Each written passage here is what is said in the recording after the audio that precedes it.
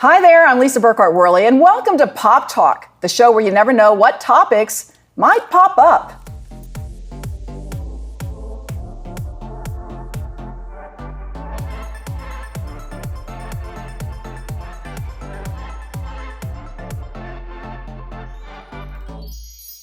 Today we are dedicating this program to a very special man. His name was Paul Obel. Paul Obel was the CEO of Faith Unveiled Network. It was the very first network that Pop Talk appeared on, and we are so grateful to him. But Paul succumbed to COVID after a 2-month battle, and he has since passed away.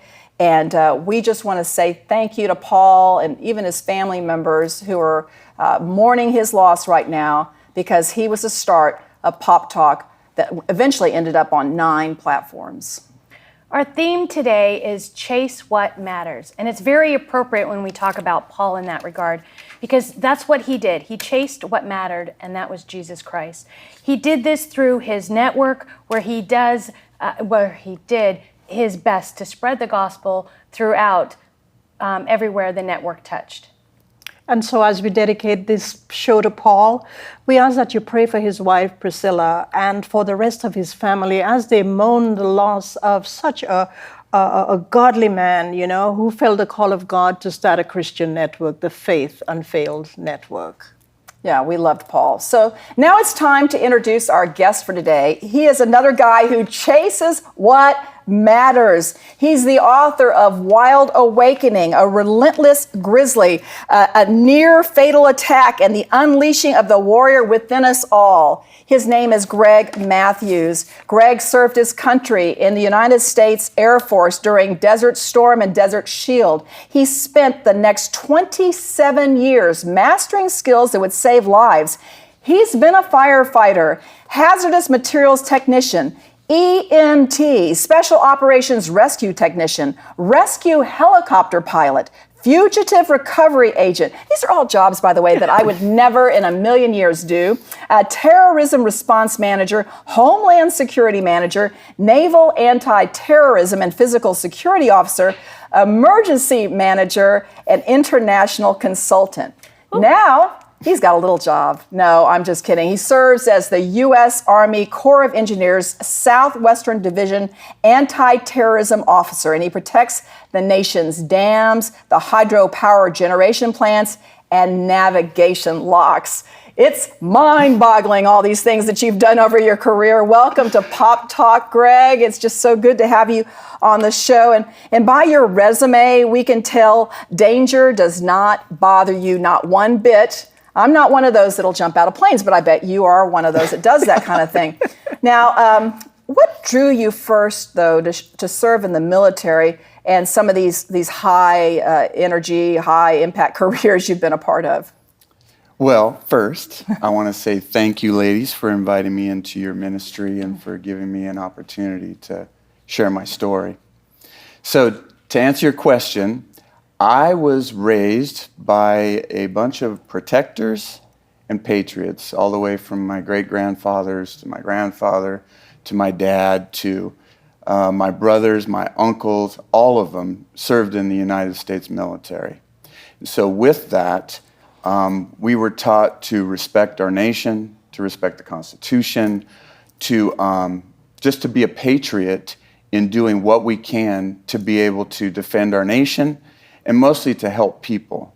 And then from there, after they finished in the military, they ended up going into, a lot of them, into law enforcement. And I knew I didn't want to be a law enforcement officer, so I chose the fire service. Different direction. Well, first I'd like to say thank you for your service. As my father and my brother served this country, well, I understand the sacrifice that you did in your life for that. But there were so many different types of jobs that Lisa just rattled off. But also, one of the things you did was you helped during the trade war, World Trade Center attack in 2001. What were some of the responsibilities that you had there, and what type of rescue work did you get done?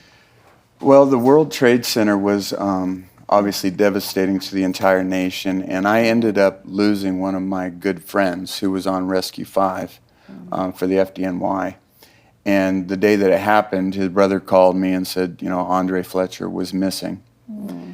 Obviously, that was devastating to us and their family. And I said, well, I can't do anything right now. They've stopped all the flying. He says, well, as soon as you can get out here, you can come and work with our engine company and truck company with the FDNY. And our priorities is to find him, and also his brother worked at a station where they lost 14 guys. So that was the primary thing with those individual crews. And so I ended up getting there and spending about 3.5 weeks working there.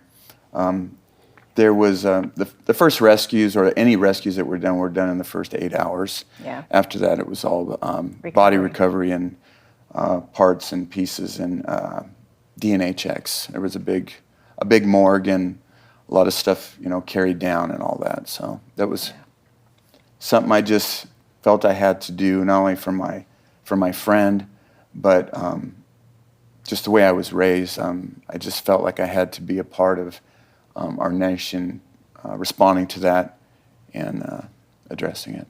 Wow. Greg, first and foremost, I want to say thank you so much for your service. You're very welcome. Yeah. You were a very brave man, but the definition of bravery changed, after a traumatic incident in the Alaska Black Country, when you came face to face with a 650-pound grizzly bear. Yes, ma'am. Tell us what happened.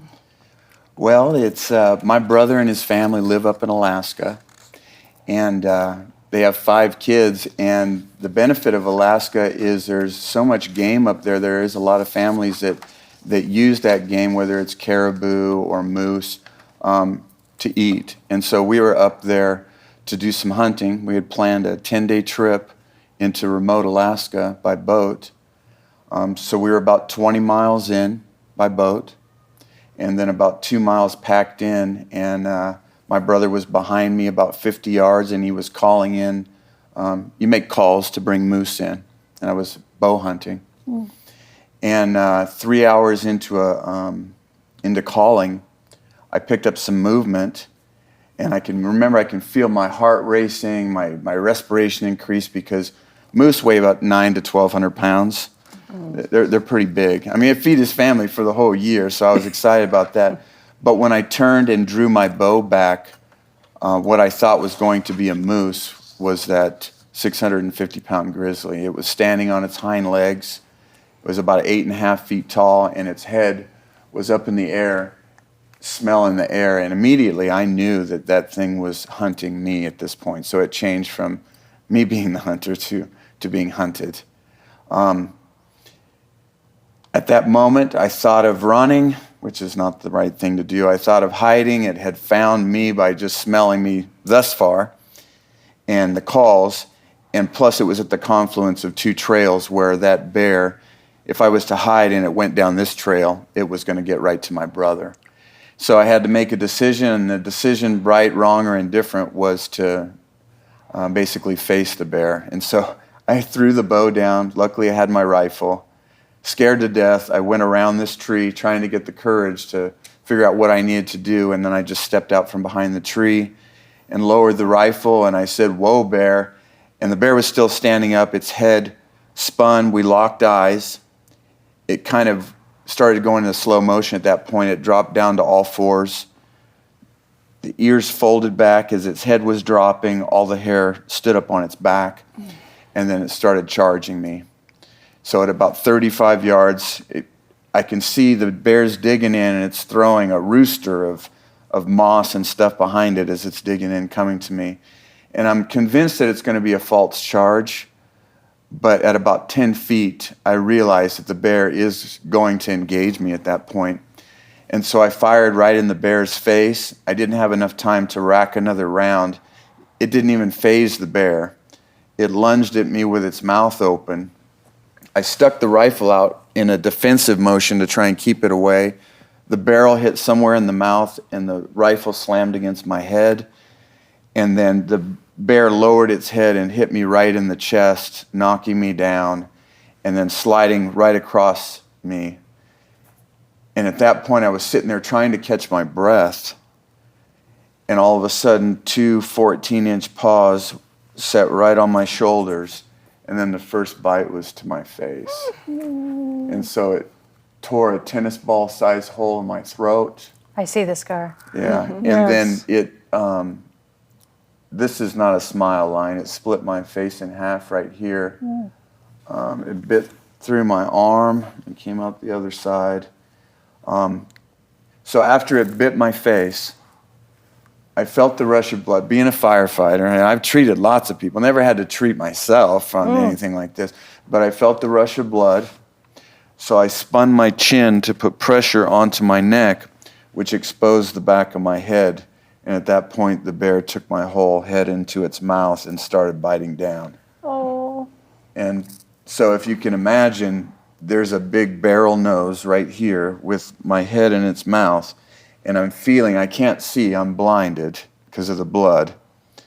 And all I can feel is this nose, and the only thing I can think about doing is trying to hit the bear's nose to get it to break loose from my head. And about the fourth hit, that's when it took my arm in its mouth, stood up, bit through my arm, and then did a violent head shake, and then threw me onto the ground about 8 to 10 feet away.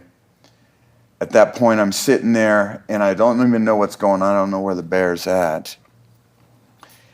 All of a sudden, I think it's in front of me, and then I hear a second growl right at the back of my head, and it attacks my head again, pins me to the ground. Luckily, it releases, and what I do is I interlace my fingers over my neck, and this is just survival. There's nothing brave going on here at all. This is just survival. And so all I could think was to interlace my fingers over my neck and to spread my legs out and be on my belly and basically keep it from getting me on my back. So I assumed that position on the ground.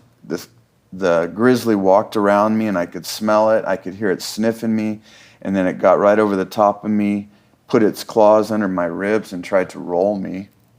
And I just got right back in a position. Well, it kind of irritated the bear, I think, because the next thing was it bit through my jacket into my lat and picked me up off the ground about 4 feet and dropped me.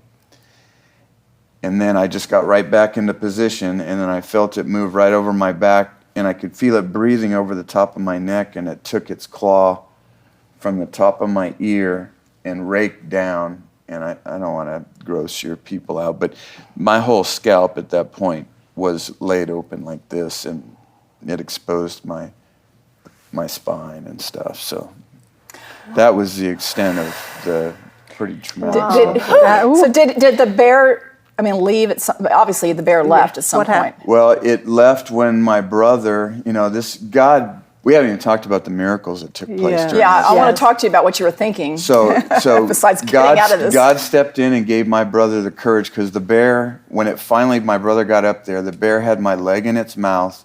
He said the whole bear's head was covered in my blood, and that the bear was right in between, so he couldn't shoot the bear.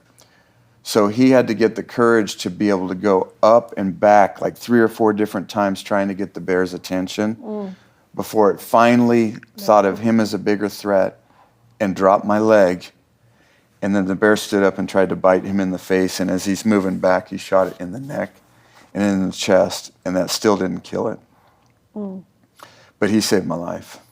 Thank heavens God. that he was there. Yes. When you're on the cusp of death, a lot of things go through your mind, right? I remember when my sister-in-law almost crashed in a plane, and she had a prayer. She says, "I don't want to die yet," and he said, the Holy Spirit said, "It's not your time yet." And I'll never forget that story. But you were obviously probably having, not only trying to get out of this, but you had some thoughts about maybe the way you've lived your life, because you thought maybe this was going to be it. So what was going through your mind? Well, I can't speak that a woman would feel these things, but I know, being a man, I know what I was thinking. And I honestly, after that first bite to the neck, there's so many arteries right here and everything. I wasn't sure, I couldn't see what was going on, but I literally had at that point succumbed to thinking that I was drawing my last breaths. And so I began to take an inventory of everything that I had accomplished in my life, that everything I had poured myself and had given my heart over to. And I realized that none of that stuff really meant anything to me when I was coming to a point of my life ending. And I just became desperate for just one thing, and that was just to get back to my family and to make up for the things that, I mean, I'll be honest, I robbed them of. I robbed them of my time. I robbed them of my heart. I robbed them of so many things that I shouldn't have been there, or I should have been there, but I was other places pursuing other things. Because, I mean, that laundry list of things that you heard, that just reeks of insecurity, right? It does. It reeks of insecurity, and it reeks of somebody who has been traumatized at some point and is just trying to make up for all those things that we need in our lives and in our heart to have purpose and to feel loved and to respected and all that. So can I ask how long ago the attack was? It was in September of 2015. 2015.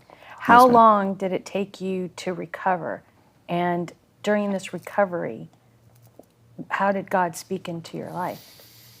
Well, the recovery itself, so I had 6.5 hours of reconstructive surgery on my face and like 300 stitches. I was out of the hospital driving back home. My brother was driving me back in 3 days. And then spent another couple weeks once I got home doing physical therapy and going to visit with some plastic surgeons and different follow-up care. So the physical part, and you know what, God is so gracious. I have never had a single dream about this, ever. He is never, I don't live. No nightmares. No night. Dream, nightmare, yeah. Well, it would be a nightmare in my world. Right, I guess dream, yeah, I guess you're right. So night terrors, nightmares. I've been a first responder for a long time, so I don't know if that's healthy, but I'm thankful for it because I've had dreams about the fire service, but nothing about the Grizzly attack. Yeah. So that's another way that God's really stepped in to just to protect me as a great and awesome dad and father. Awesome.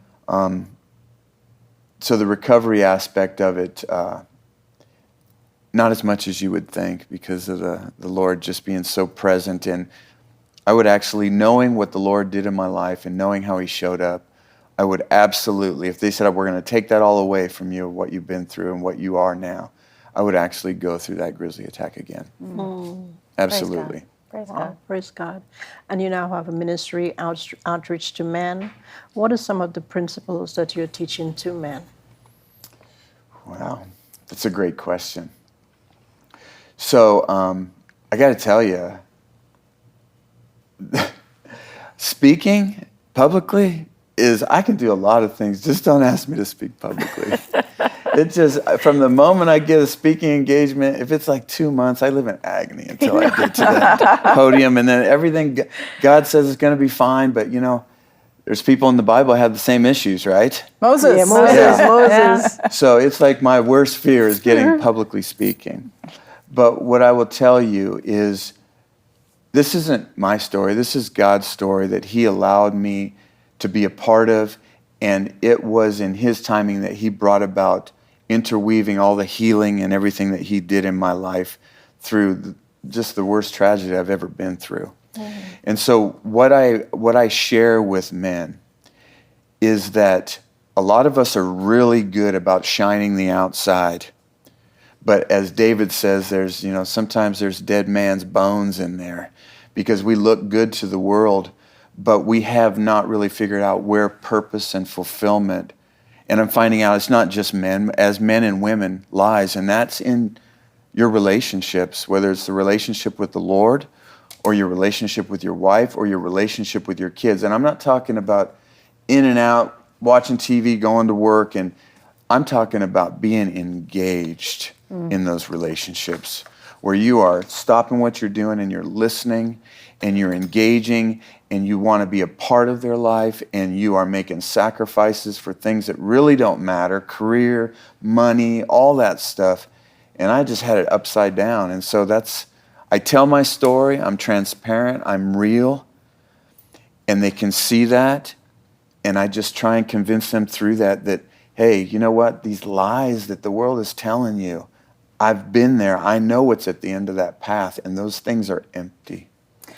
Yeah, I know you've had a lot of time to think about this since the attack, to reflect on why you chased some of those things that maybe didn't matter as much, right, Yes, as ma'am. family.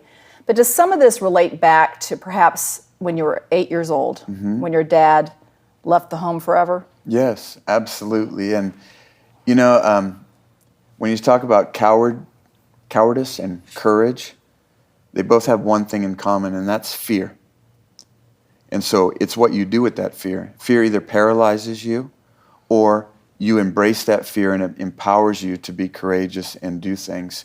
And so what I will tell you is that all the things that I've done, when I get to this part, men are always, their mouths open up and they're looking at me like, how is this guy with that laundry list of background talking about these things? But when you talk about courage and truth, men have a hard time pressing into that and really revealing and sharing with even another person about the hurts and pains and traumas that they've been through.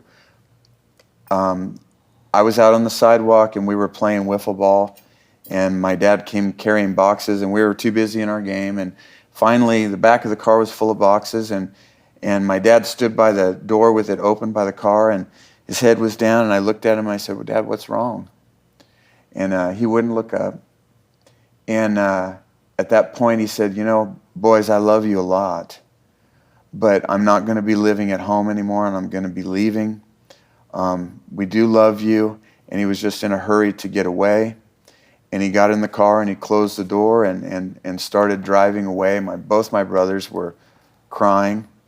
And I found myself running down the street because immediately as an 8-year-old, I blamed myself for something that I did. I didn't know what I had done, but I knew that I had done something to cause my parents to break up, and that I had done something so bad that my dad didn't love me anymore. Mm-hmm. And it wasn't, I wasn't worth sticking around anymore. And so, it's hard for men to share vulnerabilities like that. It really is. But I've seen men do that and press into things, and there's so much freedom on the other side. So with that lie, I overlaid that. I can remember at 8 years old watching the taillights, hoping the brake lights would come on, and they never did, and he turned out of sight. And at that point, I realized that fathers can never be trusted. Mm. That when they say they love you, it's conditional. And that I was going to spend the rest of my life trying to prove to my dad and prove to God that I had value, and that I had some things that were lovable. And of course, genetics, whatever, it was extremist because it led me to a life of perfection, and continuously that perfection and self-worth was tied to ever-increasing completion of goals. And with the job careers that I picked, it was all increasing danger too. And so I never felt any relief at all of letting that stuff go and just being able to love myself. And so I kept telling myself, it's good things, I'm helping people, that's what I'm doing. But the fact is that I was just very insecure and not feeling that I was worthy of anything. And I just had to prove to my dad and the world that I had some value. And so that lack of value, that lack of importance and love, conditioned love from a father, I'm sure that affected the way you see our Heavenly Father. But that grizzly seemed to have changed you, because when you're face to face with that bear, the Lord seemed to speak to you according to you, and you also heard your daughter's voice in those moments, which is surprising that the two would come to you at this specific time. Can you share with us what you heard during this attack that you remembered so well? Yes, ma'am. Boy, you guys are digging deep. We're doing our It's a woman's best. show. Good. So yes, you are absolutely correct. And we haven't even really talked about the miracles of when God showed up. But he was there throughout. But when he really made himself available was when I had succumbed to the fact that I believed that I was dying, that I had failed, that there was nobody left because Greg has basically given up. There was nobody left to prop Greg up to say, he has value, he was successful. So not only did I fail in the process of understanding where purpose and fulfillment as a man came from, but I also failed my dad and God because I let the bear get the drop on me. And so in that moment, I was on all fours. I couldn't breathe because blood was pouring out of my neck. My brother came up to me and said, we have got to get out of here. That bear is still alive. And the only words I could get out was, I think I'm dying. And he said, he screamed at me, and I can remember it was like he was talking in a can. And he was saying, no, you're not going to die. Tell me what to do. Tell me what to do. And on all fours, I audibly heard the Lord's voice say to me, when I was at the very end, Greg, you are my son. I love you. I need you to fight, and I'm not done with you. Mm-hmm. And it was so powerful. And he didn't even stop there. He knew what I needed. He gave me a vision of my wife and my 2 sons and my daughter calling to me, and my daughter especially, saying that, Dad, if you're going to come home to us, you have to fight. The book that you want to read is called Wild Awakening by Greg Matthews. You can find it on Amazon, right? Absolutely. Or on your website. Wherever books are sold. I love that statement. Wow, And the website, in case you want to book Greg, he says he can't speak, but he's awesome, isn't he? Yeah. I always get there and I always do it. Yes. It's just agony getting me to the platform. So let me give you that web address. It's chasewhatmatters.today. And of course, we would love to hear from you guys here at Pearls of Promise Ministries. You can always reach us at info@pearlsofpromiseministries.com. Of course, we're on all social media platforms, Facebook, Twitter, Instagram, and you can see us Pop Talk TV at Pearls of Promise YouTube channel as well. And thanks to all of our 9 television networks, including Faith Unveiled Network, Life Network for Women, King Television Network, Overcomers TV, and CTN Tallahassee. And we understand because of the ongoing crisis in the Ukraine, you might want to help and you just don't know how to do it. Well, one of our network platforms, Paula White's Life Network for Women, is taking donations for meals for Ukraine refugees. So let me tell you how to do that. Text PWM to 45777. You want to text PWM to 4577. And we want to thank Grace Point Media, our studio today, our production studio. For all your media needs, go to gracepoint.media. That is Pop Talk for today. We're just ordinary girls Who God is turning into pearls. You have a wonderful week.